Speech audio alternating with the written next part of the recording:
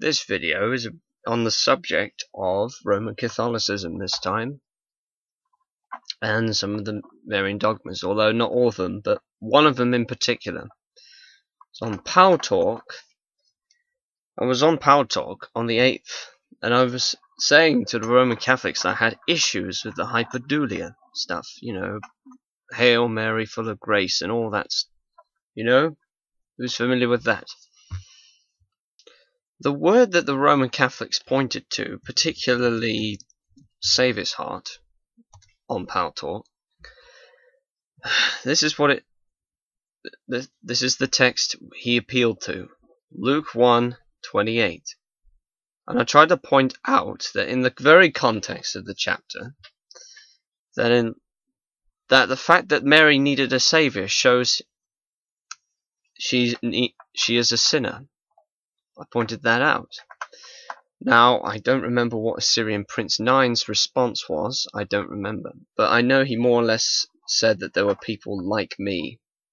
Protesters, apparently. But anyway, that's irrelevant to the topic for this time. And I let the comment go. Anyway, carrying on. The word used was... Kerakatomene. Sorry for the mispronunciation. My Greek is atrocious. And they're trying to say on the basis of this passage that it meant sinless.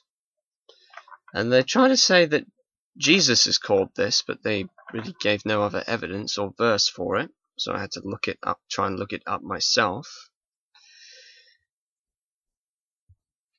Earlier I had said that the text says favoured one, but Saviour's Heart insisted that we go by the Greek. In part, although I didn't give the reference, I mentioned Romans 3:23. I didn't give the reference, but I alluded to it. All have sinned. I had to show that Mary was included. I said all meaning all, and then they said, well, then Jesus must have sinned. No, that does not follow logically, because I also went on to say that the rest of the New Testament makes it clear Jesus did not sin. But no, they didn't accept that. They said, what does all mean in the Greek? And after that, I just grew tired and left the room. I wasn't going to put up with it. But anyway, one of the verses in the New Testament that shows Jesus is sinless. Let's take a look at it. These are two other texts in the New Testament, particularly in the later writings. 2 Corinthians 5:21. This is from the ESV. And I'll be happy to give the context as well. Let's take a look at it, shall we? This is starting from verse 20. Therefore, we are ambassadors of Christ, God making his appeal through us. We implore you on behalf of Christ, be reconciled to God. For our sake he made him to be sin, who knew no sin, so that in him we might become the righteousness of God. Here is another reference, Hebrews 4. This is Hebrews 4, I'll read 14 to 16. Therefore, since we have a great high priest, who has ascended into heaven, Jesus, the Son of God, let us hold firmly to the faith we profess. For we do not have a high priest who is unable to emphasize with our weaknesses, but we have one who has been tempted in every way, just as we are, yet he did not sin. Let us then approach God's throne of grace with confidence, so that we may receive mercy and find the grace to help us in our time of need. This proves my point. This is why Romans 3:23, when it says all have sinned, Jesus is the exception to that. That's the point I made. I was not trying to add to the text, as I was accused of. The rest of the New Testament makes it clear. This is just two texts I've been presenting, 2 Corinthians 5 and Hebrews 4. Jesus being shown as sinless. And even if you were to use the argument, the word all in Greek, what does it mean? it still does not include Jesus. That is my point. So, Save His Heart, Assyrian Prince 9, CT West Coast. Can you explain your position to me more? Just explain your position to me. What are you trying to say?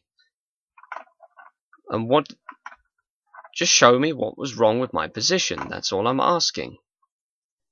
Oh yes, there is one more text I'm going to provide, and this is from 1 Peter 2. And this is verses 21 to 23. For to this step you have been called, because Christ also suffered for you, leaving you an example so that you might follow in his steps. He committed no sin, neither was deceit found in his mouth. When he was reviled, he did not revile in return. When he suffered, he did not threaten, but continued entrusting himself to him who judges justly. I'd like to reiterate a point I made earlier. I was trying to point out that in Romans 3:23, that all have sinned, that includes Mary, but Jesus was the exception to the rule. Why? Because of the context of the New Testament, the other verses that showed Jesus had no sin. I didn't bring up these texts in the room itself. I did bring them up in this video in particular, just to show how fallacious Saviour's argument was. Or at least in my view it's fallacious. 3:23 in Romans shows that Mary sinned. Shows that all have sinned, including Mary. Well, you must say that Jesus sinned. Well, no, I don't have to say Jesus sinned because of the verses I quoted. Well, I didn't quote them in the room, obviously. I quoted them here in this video, but you get the point. Sorry for babbling on. I'd just like to make that point. Just to correct one thing I said in the video, I brought up the point about Luke 1:47, showing that Mary needed a saviour and that she is sinless. It was the Syrian prince who spoke to me first. Then Saviour's Heart came in a little later and spoke to me. I just thought I ought to clear that up, lest the Syrian prince and Saviour's Heart accuse me of lying.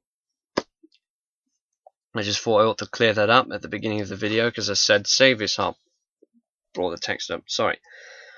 He brought up Luke 1:28. I brought up Luke 1:47. But it was a Syrian prince who spoke to me first. Then Saviour's Heart spoke to me.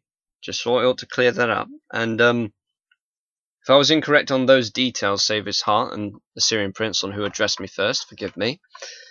Anyway, I hope you guys enjoyed this video, and